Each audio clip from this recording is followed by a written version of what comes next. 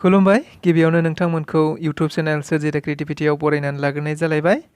दिनै आङो नोंथांमोननि थाखाय माखासे गोनांथार निउस आपडेटफोरखौ लानानै फैलायबाय। नोंथांमोनहा जुदि नायनानै मोजां मोनोब्ला लाइक खालामगोन, शेयार खालामगोन आरो इउट्युब चेनेलाव गोदान फैदोंब्ला सानफ्रामबोनि बेबायदि खौरांखौ मोनबाय थानो लुबैदोंब्ला इउट्युब चेनेलखौ साबस्क्राइब खालामनानै लागोन होनना आसा खालामनाय जाबाय।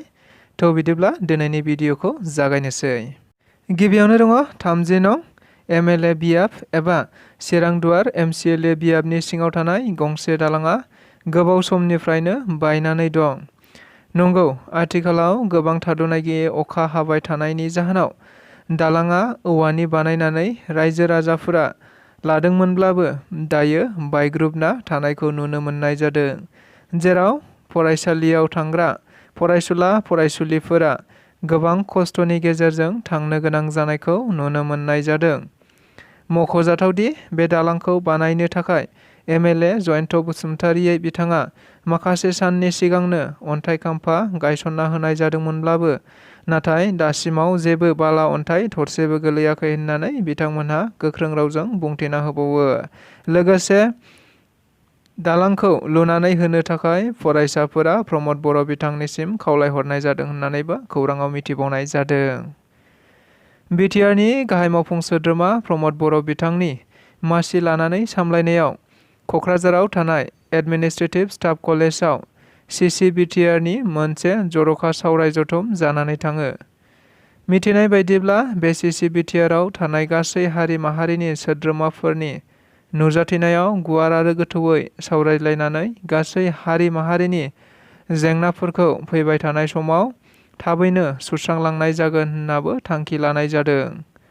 मख'जाथावदि बे सावरायनायाव मानगोनां बिटिआरनि गाहाय मावफुं सोद्रोमा प्रमद बर'जों लोगोसे आसामनि मन्त्रि उथखावगोरा ब्रह्म, MLA लरेन्स इस्लारि, मावफुं सोद्रोमा रन्जित बसुमतारि, मावफुं सोद्रोमा उइलसन हांसदा, MCLA माधव छेत्री आरो दुलाराय बर' फरायसा आफादनिफ्राय मानगोनां बानसु आफादगिरि खोरोमदाव औवारी, गाहाय नेहाथारि खनीन्द्र बसुमतारिजों लोगोसे गोबां बिबानगिरि बिथांमोनहाबो बाहागो लादोंमोन होनना मिथिनो मोनबावनाय जादों। आसामाव गोदानै बियाब दाफामनायखौ लानानै मोनसे समनि बारग' MP सानसुमा खुंगुर बैसुमुतियारिनि बुंथि। गोनांथि जायोब्ला थार बिजिरनाय मोननो थाखाय मानगोनां सुप्रिम कर्टसिमबो थांनो हागौ। मिथिनाय बायदिब्ला आसामाव गासै बिसायख'थिनि बियाबफोरखौ दाफामफिननो थांखिजोंनो दाखालि मंगलबारखालि मोनसे ड्राफ्टिं नटिफिकेशन हगारनाय जादोंमोन बिसायख'थि आय'गआ। नंगौ, थारैनो बेनि सायाव बारग' MP सानसुमा खुंगुर बैसुमुतियारि बिथाङा बुङोदि क'क्राझार लक सभा बियाबखौ ST रिजार्भखौनो दोननायखौ बरायनाय जायो। फारसेथिं उदालगुरिखौ गोदान बियाब दरंजों दाजाबफानायखौ मोजां मोनाखै, जेराव बिथाङा बुंदोंदि BTC एबा BTAD एकर्ड मथे BTCआव बांसिन आसाम आयेन आफादनि बियाबावनो ST रिजार्भेसन जानो नांगौमोन आरो लक सभा MP बियाबावबो क'क्राझार आरो उदालगुरि जानानै ST रिजार्भेसन जानो नांगौमोन, जायनि थाखायनो बेनि सायाव थार बिजिरनाय मोननो थाखाय फैगौ समाव मानगोनां सुप्रिम कर्टसिम PIL हैनो थाखायबो थांनो बाध्य जानो हागौ होननानैबो बिथाङा खौरांगिरिफोरनि सिगाङाव बुंबावदों। मख'जाथावदि बिथाङा बे बियाब दाफामनायनि ड्राफ्टिं नटिफिकेशनखौ दानि BJP सरकारखौ थांखिना बुंदोंदि BJPआ गावसोरनि गोसो बायदि राजनितियारि मुलाम्फानि थाखाय दानानै लादों होननानैबो खौरांगिरिफोरनि सिगाङाव गोख्रों रावजों बुंथिना होबावो बिथाङा। बाक्सायाव सासे सुबुंनि गोथै देहा मोननाय जादों। गोथै सुबुंनि सोलेरखौ बाक्सा जिल्लानि जफादं ओनसोलनि खन्द्रि मुन्डा होननानै सिनायथिनाय जादों आरो बिथांखौ 45 बोसोर बैसोनि सासे आइजो होननानैबो सिनायथिदों। ओनसोलनि रायजो राजाफोरा गोथै देहाखौ नुनानै बरबरी पुलिसनो खौरां हरनानै बरबरी पुलिसआ गोथै देहाखौ बोखांनाय जायो। लोगोसे ओनसोलनि सुबुंफोरा सन्देह खालामनाय बायदिब्ला सुबुङा फाग्ला दैमायाव गोग्लैना जिउ गोमादों आरो बेयाव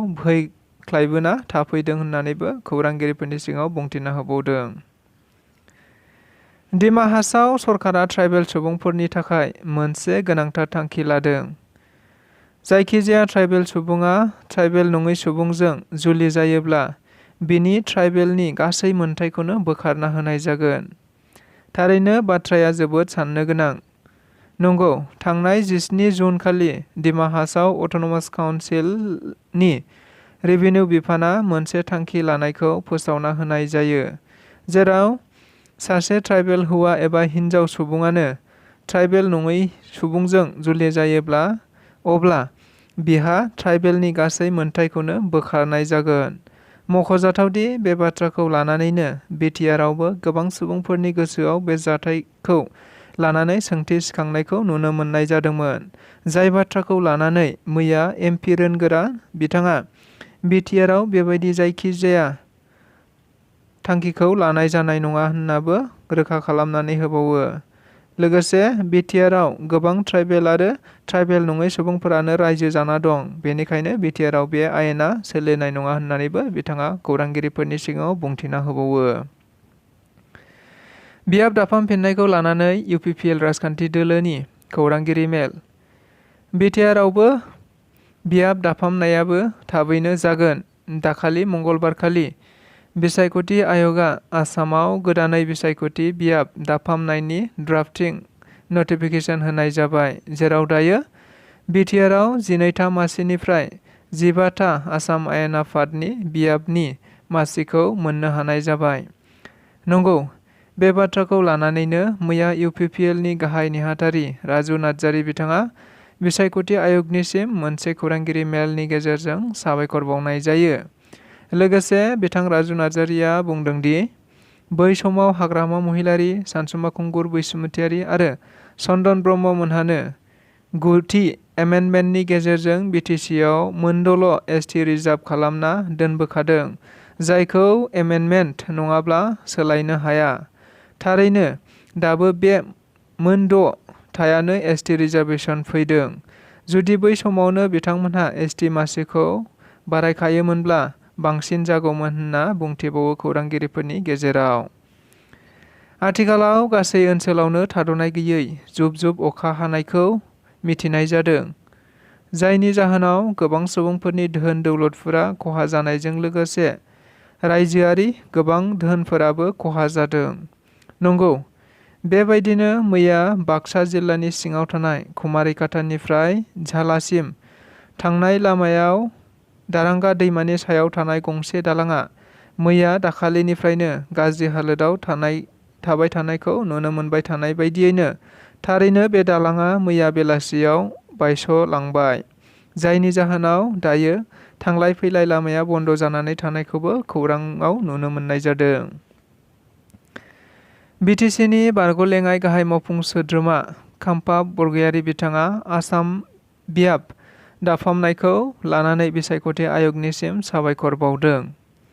नंगौ, आसामाव थारैनो बिसायख'थि आय'गआ गासै बिसायख'थि बियाबफोरखौ दाफामनो थांखिजों दाखालि मोनसे ड्राफ्टिं नटिफिकेसन फोसावनाय जाबाय। लोगोसे बिटिआर ओनसोलाव 12था आसाम आयेन आफादनि बियाबखौ 15थासिम बांहोनायखौ खाम्फा बरगयारि बिथाङा गोजोननाय फोरमायदों। फारसेथिं लकसभा बियाबखौ बिटिआरआव मोननै खालामैखौ लानानै दुखु मोननाय फोरमायदों आरो बिपिएफनिफ्राय बिसायख'थि आय'गनि हियारिं समाव बिटिआरआव मोननै लकसभा बियाब खालामनांगौनि थाखाय एखे रोखोमैनो दाबि खालामनाय जागोन होन्नाबो खौरांगिरिफोरनि सिगाङाव बुंथिना होबावोमोन गोनां बारग'लेङाइ गाहाय मावफुं सोद्रोमा खाम्फा बरगयारि बिथाङा। मोनद' आफादफोरा बिटिसिआव ओनसोलाव दाफामनाय बियाबखौ लानानै गोख्रों हेंथा होना खौरांगिरि मेलनि गेजेरजों बुंथिना होदों। बिटिसि ओनसोलाव रिजार्भेसन नङै बियाबाव सासेबो बर' मानसिया एमएलए देरहानो हानायनि खाबु गैला। थारैनो बिसायख'थि आय'गआ आसामाव बियाब दाफामनायनि ड्राफ्टिं नटिफिकेसनखौ दाखालि होनाय जाबाय, जायखौ लानानै गोबां आफादफोरानो बरायदोंब्लाबो नाथाय बड'लेण्ड जनजाति सुरक्षा मन्चजों लोगोसे गासै मोनद' आफादफोरा हेंथा होनाय जायो, जेराव बिथांमोनहा बुंदोंदि BTCआव MLA बियाबफोरखौ ST रिजार्भेसन खालामनो थाखाय गोबां मेम'रेन्डाम होदोंमोनब्लाबो गोबां हेंथा खालामदोंमोनब्लाबो जोंनि खोथाखौ मानियाखै होनना बुंथिबावो। लोगोसे बियो ट्राइबेलनि हेंथा आरो बर'फोरनि हेंथा खालामनाय जादों होननाबो बिथांमोनहा गोख्रों रावजों बुंथिना होबावो खौरांगिरिफोरनि गेजेराव।